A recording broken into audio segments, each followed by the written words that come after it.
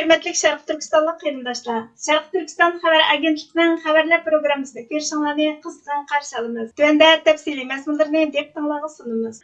Şərq Türkistan sürgündə hökuməti Suriyadagi Uyg'ur askarlarining Xitoy tarafidan foydalanganligini va Amerikaning qo'llashini talab qilganligini bildirdi. Eng cho'ng xabarlar torining 6-iyun kuni va Suriya kuzatuvchi xabar torining 7-iyun kunidagi xabarda mundaq deyildi. Şərq Türkistan sürgündə hökuməti Amerika tasdiqlagan kelishimlar bo'yicha Uyg'ur qurolliqlarining Suriya milliy armiyasiga qo'shilishidan qattiq andish qilganligini bildirdi. Sharq Turkiston sürgündə hökumətining bayonotiga qaraganda, Turkiston Islom partiyasining Sharq Turkistonning mustaqillik da'vosi bilan munosabati yo'q ekan. Turkiston Islom partiyasi qurilgandan buyon radikal islom ideologiyasining quroli va Xitoyning axborot quroli sifatida harakat qilgan. Uning maqsadi Sharq Turkiston milliy mustaqillik harakatini xalqaro jihadizm va terrorizm bilan bog'lab buzish. Malg'an Uyg'urlar Xitoy va Turkiya istihborot organlarining moslashib tirishchanlik ko'rsatishi natijasida ahmoq qilinib Suriyaga avatilgan. Xitoy hukumati shundan keyin bu jangchilarning mavjudligini Sharq Turkistonda davom qilayotgan irqiy qirg'inchilikning asosiy sababi sifatida ishlatib, Sharq Turkiston xalqining kimligi, diniy va mavjudlik huquqini qo'g'dash ko'rishiga qarshi atalmish oshqo'liqqa qarshi turishni o'ttirg'a qo'ygan. Suriyadagi Uyg'urlarning ko'pinchisi ozdirilgan, radikallashtirilgan va foydalanilgan ziyonkashlikka uchrag'uvchilardir. Biz Sharq Turkiston Islom partiyasining uning Xitoy axborotining bevosita yoki vositalik kontrolligida qolishidan andish qilamiz. Sharq Turkiston sürgündə hökuməti Sharq Turkiston Islom partiyasining uning Xitoy axborotlarining bevosita yoki vositalik kontrolligida qolishidan andish qiladi. Sharq Turkiston sürgündə hökumatining bayonotiga qaraganda, bu sodda jangchilarni Xitoy qo'llagan islom ideologiyasi va istihborot xodimlarining shakllantirgan murosatchi rahbarligidan ayirish va ularni haqiqiy islom prinsiplari va Sharq Turkiston vatanparvarligi orqali radikallikdan qutuldirish, sog'lomlashtirish ham axloqiy ham strategik majburiyat. Sharq Turkiston sürgündə hökuməti bayonotida yana Amerika va sherik hukumatlar bilan hamkorlashib, Suriyadagi Uyg'urlar va dunyoning bexatarligini kafolatlantirishning unumli chorasi, dunyo bexatarligining manfaati va Sharq Turkiston xalqining erkinligi, mustaqilligi, milliy egilik huquqini asliga keltirish orzusiga mos keladigan hal qilish chorasi ustida izlanishga tayyormiz dedi. Amerika Cumhuriyetçiler Partiyasining a'zosi, o'ngchi siyosiy faoliyatchi Laura Elizabeth Lomer Xitoyning islomda tahdid deb tasvirlaganligini maqtagan. Amerika uchun muhim, ya'ni Media Matters for America xabar torining 9-iyun kunidagi xabariga qaraganda, Amerika Cumhuriyetçiler Partiyasining a'zosi, o'ngchi siyosiy faoliyatchi Laura Elizabeth Lomer G'arb madaniyatiga keladigan eng cho'ng tahdid Xitoy Kompartiyasi va musulmon qarindoshlar. Kishini hayron qoldiradigan bular hamkorlikda. Namoyishlarga qaraydigan bo'lsak, Tesla'ning vayron bo'lishidagi namoyishlar, jihodchi namoyishlar, qonunsiz ko'chman namoyishlari qatorliq namoyishlar Xitoyning tashkillashida elib berildi.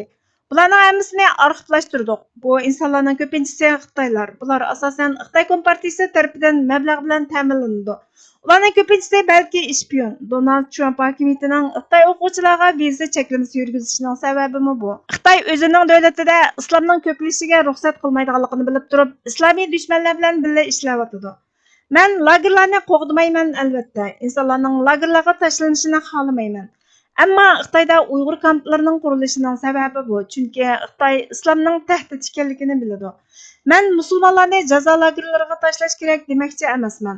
Mening demoqchi bo'lganim shuki, Xitoylar bu jazolarni va barliq xoinlarni Amerikaga kelib ijtimoiy ziddiyat berish uchun avatishning ostida shum bir kuch va masxara bor.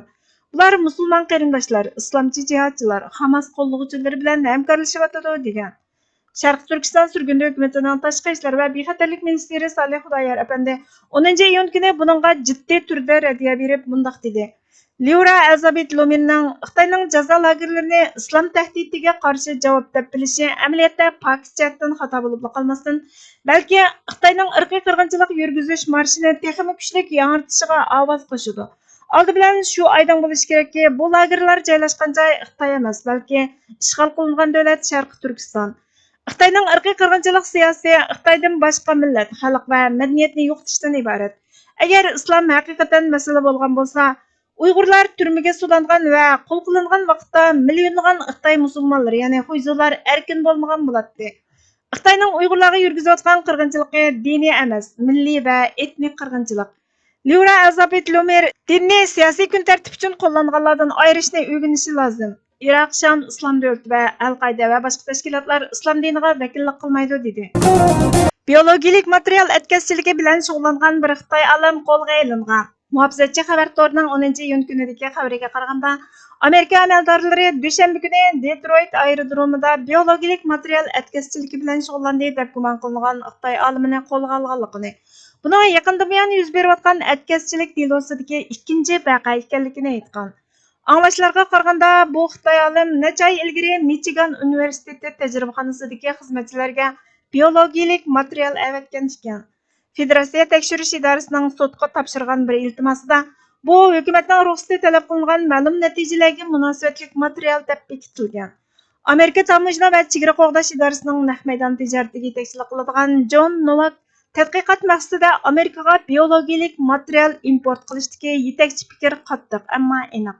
Bu xil harakat boshqa ziyoratchi olimlarning qonunli xizmatiga buzg'unchilik qiladi degan.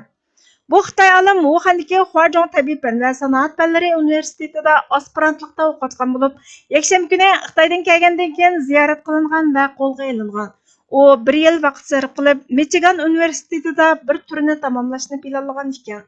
Federatsiya tekshirish idorasining aytishicha, uning mollari kitob ichiga qachilangan konvertni o'z ichiga olgan bo'lib, o'tgan yili va bu yilning beshida hukumat tarafidan to'sib qo'yilgan.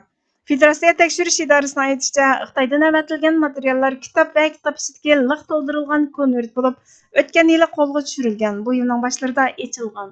Sudning arxivi federal tekshirish idorasining biologik materialning xatar elib kelganligiga ishongan yoki ishonmaydiganligini aytmagan. Ammo amerikalik advokat Jeremy Corgan atkazchilik bexatarligimizga tahdid soladi degan. Xitoy olim nazarband ostida kepillik sudini kutmoqda ekan.